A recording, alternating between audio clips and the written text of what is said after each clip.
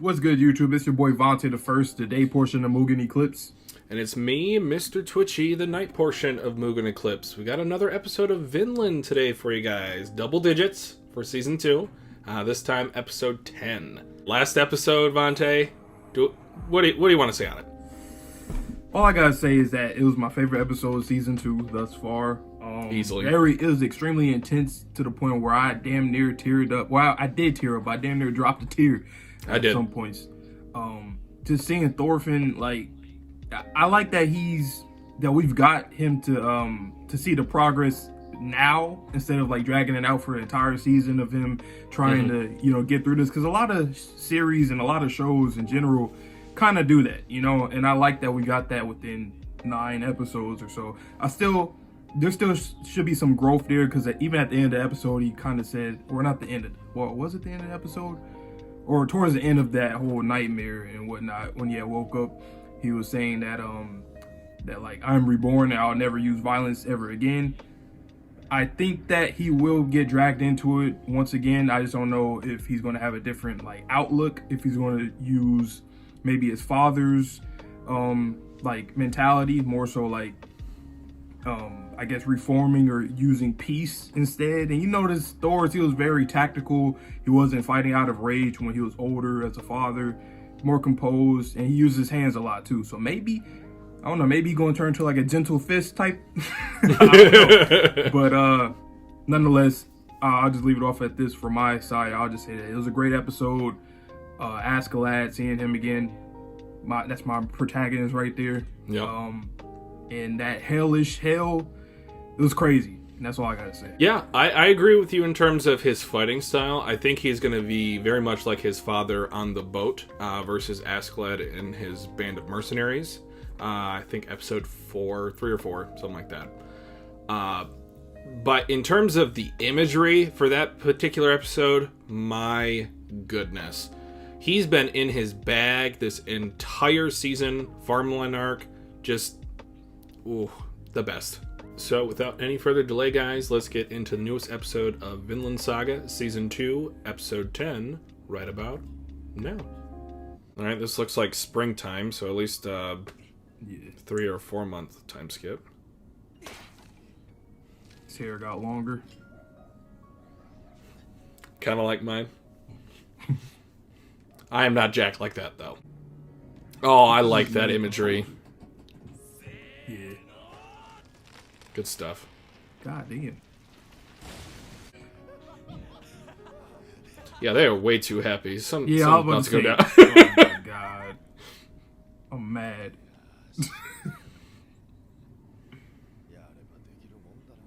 Damn. Wait, are they like done? Wow, yeah. Oh, this is like a huge time skip. Damn, so when did they... Let's say they said 3 years, so... Yeah. That makes pushing that tree over just even more important. Mm-hmm. Ah, yeah, because they were really elated for that. Damn, that was nice. I like how he mentions how he can't go back to his family. Thorfinn. How about you try that? Please, go home. You got peoples, man. A whole village, or at least we hope. Your mom, your sister, Leaf. Mm-hmm. There's the question.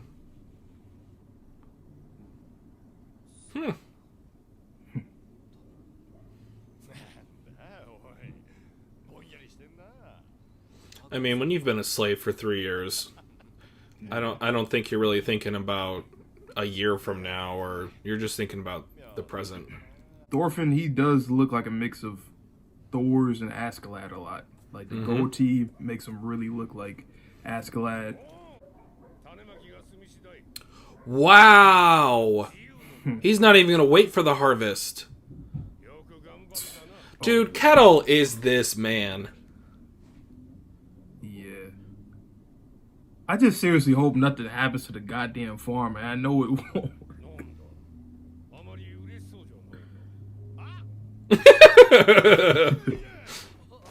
Yosha! This is dramatic.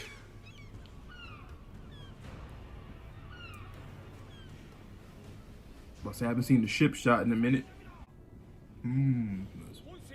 Oh, is that Canute? Yep. Yep.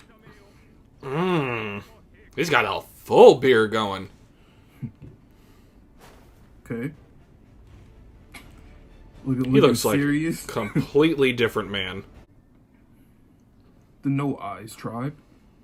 Of many, many tribes. Wow, those kids don't even have faces, let alone eyeballs. It's fine, guys. We're just messing around. Damn. What kind of injury did he get? Or illness?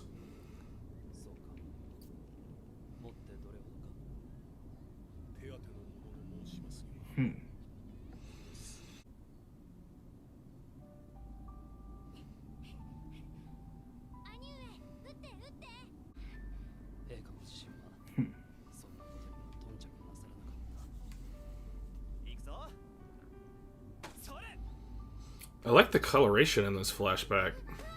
Yeah. It really emphasizes this very delicate memory.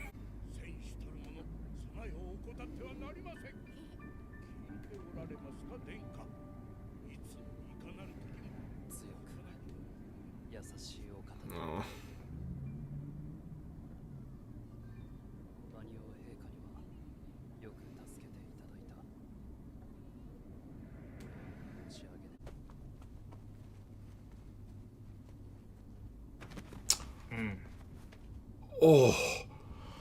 Oh. I was not expecting that. Jesus. Oh, is that the curse head?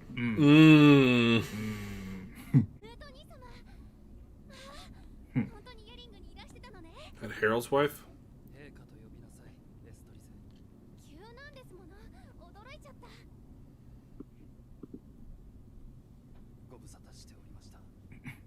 Oh.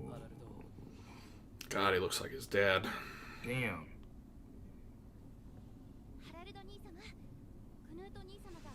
Oh no, is that his younger sister?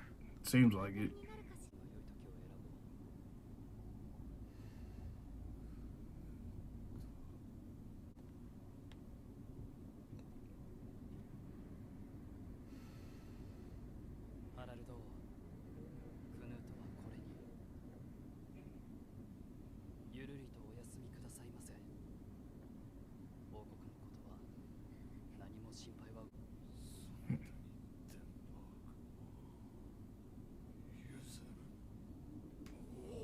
That is huge. Oh, That's ridiculous.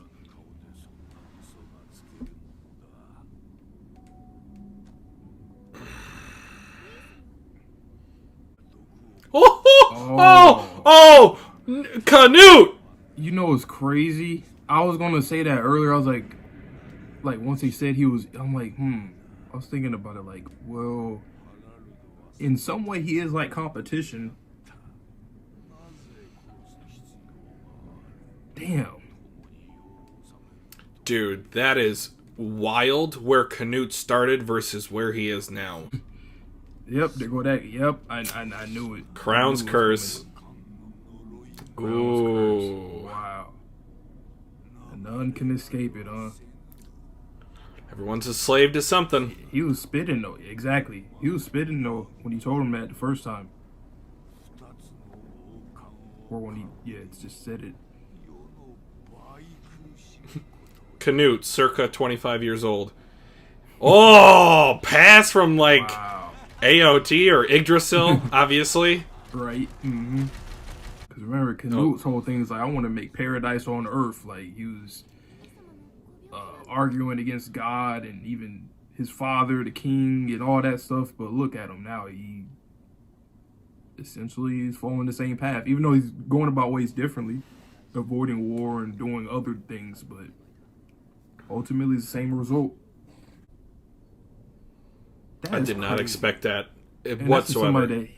That's to somebody that he had a lot of respect for, looked up to. One of the only family members he had respect for and looked up to. Mm-hmm. And look at that. Him having this same inner monologue with his dad that Thorfinn had with his dad.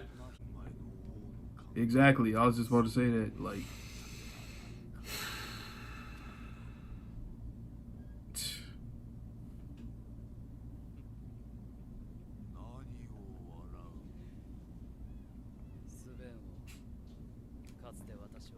I am you. Well, I say I got your game though. Went from that to a cursed king.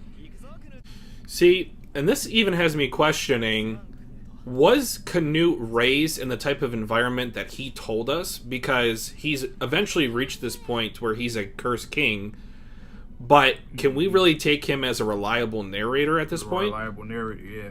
That's interesting. Honestly, like you just said, like I don't trust the kid. Has this kid been a demon since before Thorfinn was a demon? Because we even seen glimpses of him when he was like around this age, where he was like, "Oh, I'm sitting on the throne," and a lot of like blood in the background, conflict. Mm-hmm. Yeah, a lot of blood feuds going on. He always talked about how he had to be so cautious. That's why he didn't speak up a lot. And honestly, we could be overthinking this, but it's just a thought that popped into my head. Yeah. Oh, not the same place he used to play with Ragnar. Outside the window, I'm sure. Yep.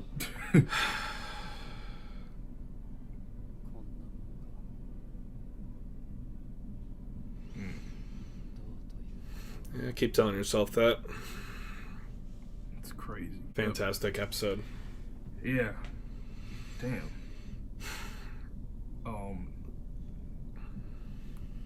Like I said, this series, I really, really adore the pacing. Because, like, you know, from what we seen from Canute in, like, what, episode 17 last season, or 18, or 19, something like that? Yeah. Where he had got that glow up. And then seeing what he had wanted towards the tail end of the series, or that season, about him wanting to create paradise on Earth. And he even says it in this episode as well. He wants to do things differently from other kings by not, like, doing war, but, like, poisoning their leaders, their kings, or burning down different, you know, villages and whatnot. And he thinks he's doing things differently and trying to get to his end goal, which he thinks his end goal is different from all other kings. However, it's like, bro, you're doing things essentially the same, you know? Like, being the king, you kind of have to do all these things. And even he says, like, killing my brother, quote unquote, is necessary, right? For him to even reach that plateau. So, or that peak. So, it's really interesting. Okay. Preview. But, yeah, Canute, he's I'm really intrigued to see where he's going to go from this. I wonder if this is going to be a reoccurring thing where the cursed head of his father, of King Swain, is going to appear, you know, throughout. That'll be pretty cool. But yeah, what are your thoughts on this episode? It went in a direction that I was not anticipating. If you gave me 100 chances to guess what was going to go on in this episode, we were talking about that at the start, I'd have been 0 for 100. But it does make sense, though, right? Because Canute, he poisoned those enemies on the way to becoming the official king of England. So it would make sense if he wants to rule the entire North Sea area, that He would get rid of any competitors or anybody that stands in his way, unfortunately, even if that was his brother that he loved growing up. See, I just, with this unreliable narrator situation, this is great from a writing standpoint, because then you can go back and look at all of the scenes with Canute to see, okay, well, is there something there that I can rethink about from a different aspect? And it's perfectly intertwined as well with Thorfinn, how he had his realization to... They almost flipped. So I would argue that Canute is more so like how Thorfinn was in adolescence, and now Thorfinn in his adulthood is more like how Canute was when he was a boy. Mm-hmm. Yeah, that parallel really is good though. Like that's why I'm like, is Canute like also our protagonist in a sense too? Because we kind of are following him as well, like his bit, growth. yeah. You know, like usually when you follow like a side character like this, you don't necessarily see their growth to this extent, but we're seeing his growth and also like, you know, him being the king. You know, so it's like I'm very interested in seeing both of their you know, like towards the end of the series and whatnot, like where both of them will be at. Canute right now, he's like, I just wonder if he's gonna. I mean, I guess we are setting up for him to develop that like the imagery, like literally and metaphorically of his father, just looking all, you know, like, holier than thou. Would you agree with that description? What was that? Holier than thou. Or just kind of like the superior look of the look of superiority, I think is is the phrase. Mm-hmm. And they showed like the hypothetical of him in some years too in this episode. So I think it's gonna be interesting. I wonder if because at first I would think that he was just gonna keep on trying to like run away from that like that image or that title, like his dad was just this tyrannical, you know, king or whatnot. So it seemed like he was running away from that, but it seems that now he's accepted that and realizes that I'm kind of am like you, father, in a sense, you know. It's like he's absorbing or adopting his father's mentality in a sense when he calls himself like the cursed king or like a cursed head, cursed crown, all that kind of. All the curses. The end point is maybe different, but the starting point is the same. Because in order to become a harbinger of your ideals, you need to have the power in order to enact them. Otherwise, you're just an idealist and you're just running around with your head cut off. But we also did not see Thorkel in this episode, which the last time we saw, he was with Canute. So did he become wise of how Canute is trying to do these power plays as opposed to just a straightforward, I'm going to fight you on the battlefield type of mentality? Because we seen after Canute was doing poisoning the kings and whatnot, he was like, yeah, I don't ever want to hear him. Don't mess up my booze right now. I'm drinking my beer. Don't even taint it by even mentioning his name. So he's really not, you know, rocking with him right now. But something that we already said in the episode also reiterated.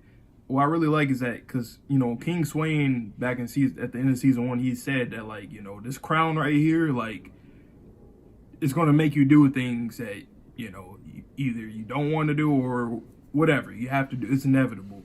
And I like that in this episode we're seeing that, like, because even back then it almost seemed like the crown is like haunting people.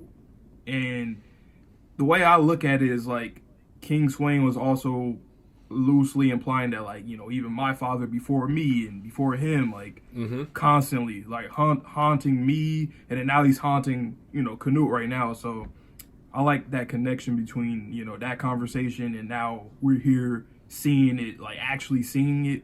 Whether or not, you know, it's just in Canute's head, it's still some cool imagery right there. Yeah, I think the greatest point about this episode that I enjoyed was I get to go back and rewatch the entire series up until this point with a fresh perspective. And I love when series do that. I wouldn't even say that we're, halfway through the series? Maybe?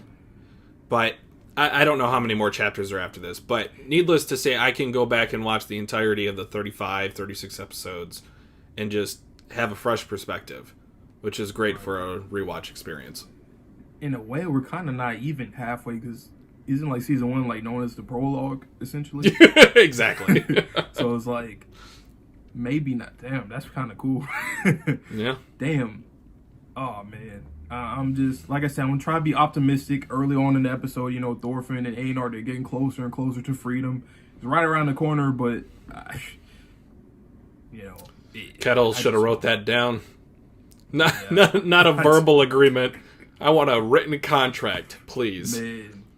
So I hope all goes well, but I feel like things are starting to, you know, we're getting to the mid-season mark, so it's like, I feel like things are starting to shift quite a bit. Trend in a certain direction. Yeah, but yeah, that's all I got from my side for this episode. That's all I got on my end. All right, so you guys already know the drill, man. Vinland Saga, we're going to try to do this every week, Mondays, Tuesdays. Try to do it as early as we can. You know, schedules, things happen, but you guys already know, man. Please stay safe, stay healthy, stay clean. See you guys on the next video, and peace. Peace.